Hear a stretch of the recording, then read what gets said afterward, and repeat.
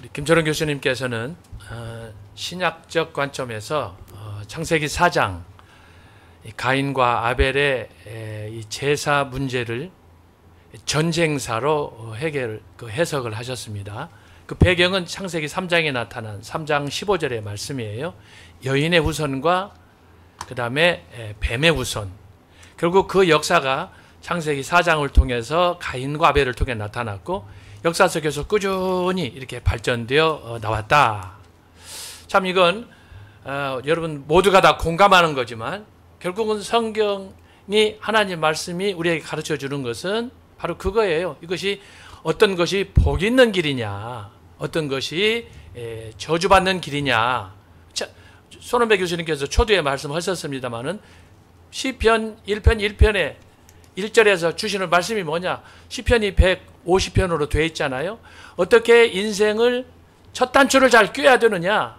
복받은 인생이 뭐고 저주받은 인생이 뭐냐? 생명이고 사망이 뭐냐? 라고 하는 거예요. 결국은 말씀은 조금씩 달랐지만 결국은 배경은 삶의 방식은 목표는 똑같은 거예요. 결국 우리가 이 복잡한 세상에서 전쟁사를 아주 피할 수 없이 치러야 되는 거예요. 그 전쟁의 마지막 방점, 극치가 바로 무엇입니까? 여러분 십자가잖아요. 십자가 신학 아닙니까? 응? 예수님께서 마치 지금 아까 손원배 교수님께서 히브리서 인용하셔서 말씀했습니다마는 아벨의 죽은 피보다도 예수 그리스도의 영원한 제사장으로서 죽은 그런 십자가의 제물, 바로 이 예수님의 그 구원자로서의 이 삶을 히브리서가 노래하는 거예요. 궁극적으로. 그래서 히브리서에서 그래서 특별히 히브리서 11장에 보면은 여러 구약의 아벨로부터 해서 수많은 사람들이 믿음의 선진들이 등장하지 않습니까? 그 마지막 방점이 누구냐? 예수 그리스도께서 그 언약을 성취하기 위해서 오신 바로 그분이다. 그분을 통해서만이 우리가 구원받고 하나님으로 앞으로 나갈 수 있는 것이다 라고 하시는 거예요. 그래서 여러분이 오늘 전광훈 목사님 말씀 듣고 또 세 분 교수님들의 그 깊은 말씀 연구와 사색과 다양한 그런 신앙적인 체험을 묶어서 여러분들에게 오늘 말씀을 주셨는데 역시 굉장히 그 의미 있는 말씀들이라 그렇게 생각을 하고요. 저는 오늘 이 말씀을 정리하면서 무슨 생각을 했느냐.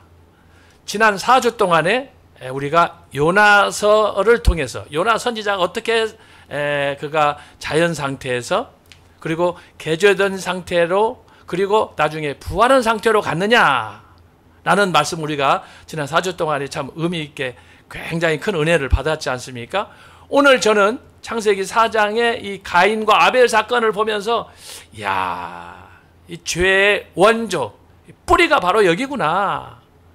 결국은 정광 목사님께서 강조하시는 대로 어떻게 하나님께 나가야 되느냐, 그 나아가는 자리가 결국은 제사인데 그 부분에 대해서 창세기 4장에서 잘 말씀하셨고 결국은 요나는 선지자였음에도 불구하고 하나님 말씀을 듣고서도 불순종하고 자기 방식대로 가고 이게 죄악이 낳은 결과로 하나님의 특별한 선택을 받았음에도 불구하고 하나님을 향해서 저항하는 그야말로 간 큰 그런 선지자가 아니었나 그런 생각을 했는데요.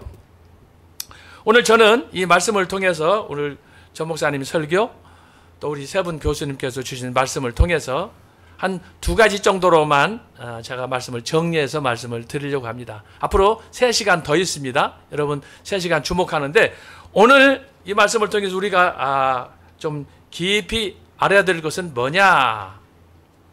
요나서를 통해서도 봤지만 오늘 우리가 공감할 수 있는 것이 뭐냐. 결국은 어떻게 이 죄의 문제를 해결할 것이냐라고 하는 거예요. 그 정점에 전 목사님께서 말씀하시는 대로 하면은 제사가 있어요. 제사. 하나님 앞에서 우리의 마음과 뜻과 정성을 다해서 드리는 그 하나님 앞에서의 우리의 성도로서의 삶, 그 삶이 제대로 되지 못할 때 오는 자연스러운 결과가 뭐냐? 결국은 가족 파괴로 가는 거예요. 조금 전에 우리 김철원 교수님께서 굉장히 시사적인 말씀, 이번에 미국의 47대 대통령 선거와 관련해서 공화당과 민주당, 특별히 우리 국내적으로는 지난번 10월 27일에 있었던 소위 12.7 그런 동성애 차별금지법 반대 행사 이것과 관련해서 지금 굉장히 시사적인 말씀을 주셨는데요. 그렇습니다. 지금 우리나라가 사는 길은 이런 진보적인 뭐 진보적이라고 하죠. 우리가 뭐 다 나쁜 건 아니잖아요. 그런데 문제는 그 궁극적인 그 끝에 그 자락에 뭐가 있느냐? 하나님을 대적하고 하나님에 대해서 도전하고 자기 좋은 대로 사는 거예요. 로마서 1장에서 말하는 것처럼 죄가 마음에 들어오다 보니까 하나님을 경외할 줄 모르는 거예요. 저와 여러분이 어디서부터 왔습니까? 하나님께서 특별히 당신의 형상을 따라서 지어서 당신을 예배하도록 하셨지만 사람들의 마음이 타락하니까 죄가 마음을 다스리니까 아까 구체적으로 교수님들이 말씀하셨잖아요. 죄가 마음을 다스리다 보니까 죄가 기다리고 있어. 마치 우리가 동물의 왕국 보듯이 아까 설명하셨잖아요.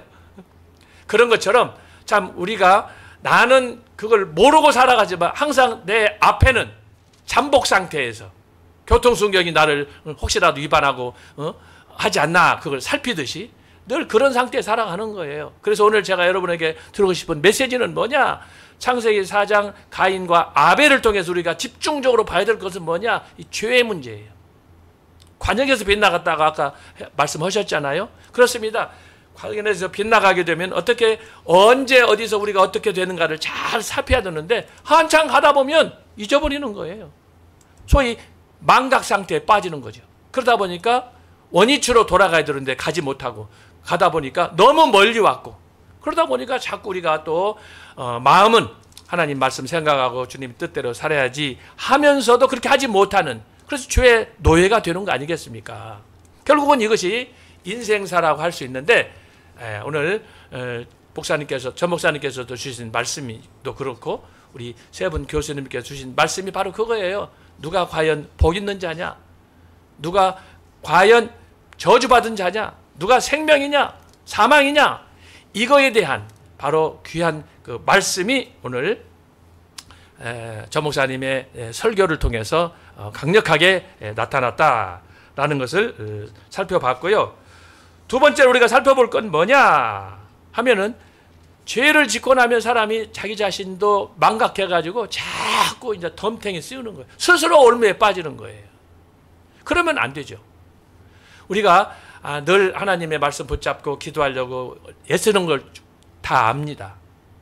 저나 여러분 우리 모두가 다 특별히 애국운동하시는 우리 모든 성도들 같은 마음 아니겠어요? 나라가 지금 어려운 가운데 나라를 살려야 되고 또 교회도 원치 않은 그런 코로나로 인해서 많은 성도들이 뭐 들리는 얘기로는 뭐 교인들이 뭐 3분의 1이 떠났네 2가 떠났네 그러지 않아요? 지금 교회 위기예요. 나라도 위기고 교회도 위기고 결국은 뭐예요? 저와 여러분이 살고 있는 우리의 삶 자체도 위기라는 거예요. 교회가 어렵고 나라가 어려운데 저와 여러분이라고 행복하겠습니까? 모두가 행복해야 되는 해야지.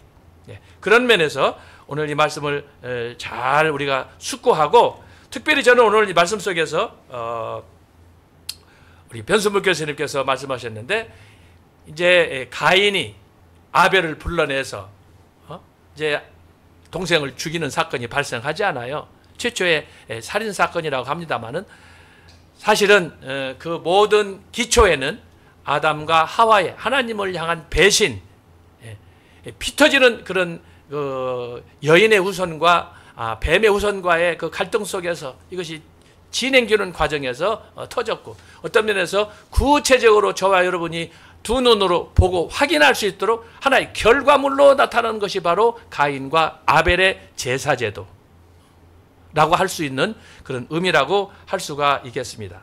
자, 그래서 오늘 이 말씀을 우리가 들으면서 창세기 4장에 나타난 두 길, 가인의 길과 아벨의 길. 우리가 이런 그 말씀을 보면은 우리가 로마서 9장에 보면 아주 재밌는 것이 있어요. 로마서 9장은 특별히 애정론인데 오늘 교수님들이 말씀하셨던 전 목사님 말씀하셨던 그 모든 말씀을 정리하면 애정론이에요. 하나님이 만세전에 어떤 사람을 여인의 후손으로 다른 사람을 뱀의 후손으로 또 어떤 사람을 좁은 길로 또 다른 사람을 넓은 길로 이렇게 또 양과 염소로 다양하게 선택을 하셨는데 모든 절대적인 권한은 하나님이 갖고 계시다라고 하는 거예요. 그 중에 한 예가 바로 재밌습니다. 자, 창세기 저희 로마서 9장 한번 읽어보겠어요. 12절 로마서 9장 12절 13절입니다. 이건 어쩔 수 없는 거예요. 자, 리브가가 40살에 결혼을 했는데 20년 동안 아기가 없었어요.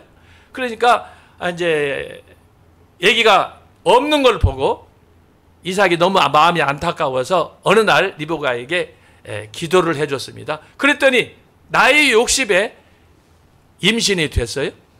자, 얼마나 기쁜 일이에요. 저는요, 오늘 창세기부터 쭉 진행되는 이 창세기 4장의 모든 것들이 바로 이 로마서 9장 12절 13절에 압축됐다고 보는 거예요. 이게 뭐예요? 선택과 유기예요. 생명이냐 사망이냐라고 하는 거예요. 좁은 길이냐 넓은 길이냐라고 하는 거예요. 자, 그래서 여기 보면은 아주 사도 바울이 아주 재밌게 이걸 설명해 주었습니다. 그 핵심은 뭐냐? 하나님께서 내 기쁜 뜻대로 내 마음대로 내가 창조자로서의 내가 한다. 그런 면에서 선택이 얼마나 축복된가 이것을 깨달으라고 하는 말씀이에요. 한번 읽어보겠습니다. 리브가에게 이르시되 큰 자가 어린 자를 섬기리라 하셨나니 13절 기록된 바 내가 야곱은 사랑하고 예서는 미워하였다 하심과 같으니라. 하나님의 예정의 비밀입니다. 이 비밀은 단순히 야곱과 예서만 있는 게 아니에요. 창세기 48장 49장 하면 이 야곱이 여기 등장하는 야곱이 12 아들들을 앞에 세우고 축복 기도를 하는데 특별히 요셉의 두 아들, 야 이것도 참 굉장히 재밌는 거예요. 저기 요셉에게는 두 아들이 있었어요. 므낫세와 에브라임이 있었는데 므낫세가 장남이고 에브라임이 차남이에요. 자연적으로 축복할 때 야곱이 장남에게 이제 그 앞에 무릎을 꿇었으니까 왼편 아니겠어요? 오른쪽으로 하면 우리식으로 말하면 왼쪽에는 므낫세가 있고 오른쪽에는 에브라임이 있는데 그렇게 해서 요셉이 딱 손을 얹었는데 축복 기도할 때 야곱이 손을 어긋맞춰서 축복을 하는 거예요. 자, 이것과 같은 거예요. 그래서 오늘 로마서 9장 13절 14절에 나타난 하나님께서 야곱은 사랑하고 예서는 미워하였다. 또 좀 전에 말씀한 요셉의 두 아들 므낫세와 에브라임에게 축복할 때도 요셉이 아버지 아닙니다라고 했을 때 야곱이 뭐라고 그럽니까? 내가 다 안다. 그렇게 해서 이제 그 믿음의 자손들에게 축복을 해주셨는데 하여튼 오늘 중요한 말씀 정리하자면 그렇습니다.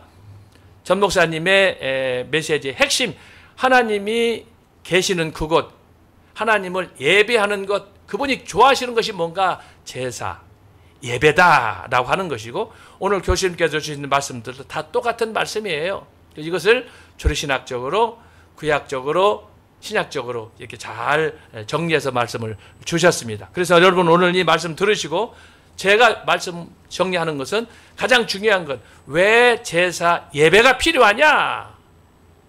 변순복 교수님 말씀한 것처럼 선을 행하도록 곧은 옳은 길로 가도록 바른 방향으로 갈 수 있도록 그것이 바로 하나님이 원하시는 길이다. 그래서 그걸 위해서 우리가 한 주간도 이 말씀 붙잡고 주여 온전히 주님의 뜻 따라 갈 수 있도록 이것이 바로 창세기 1장에 나타난 하나님 보시기에 선하더라. 하나님 뜻대로 가는 거예요.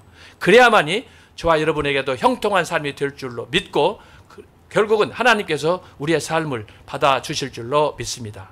이렇게 해서 오늘 창세기 4장에 나타난 하나님께로 나아가는 두 길 정광구 목사님의 창세기 4장 설교를 오늘 손원배 교수님 변순복 교수님, 또 김철웅 교수님, 제가 함께 하였습니다. 오늘 이 말씀 붙잡고 한 주간도 승리하시고 정말 하나님이 기뻐하시는 일이 뭔가 그걸 찾아서 함께 힘쓰는 우리 모두가 되었으면 좋겠습니다. 한 주간도 주님의 은혜가 여러분들과 함께 하시기를 주님의 이름으로 축원합니다. 우리 교수님들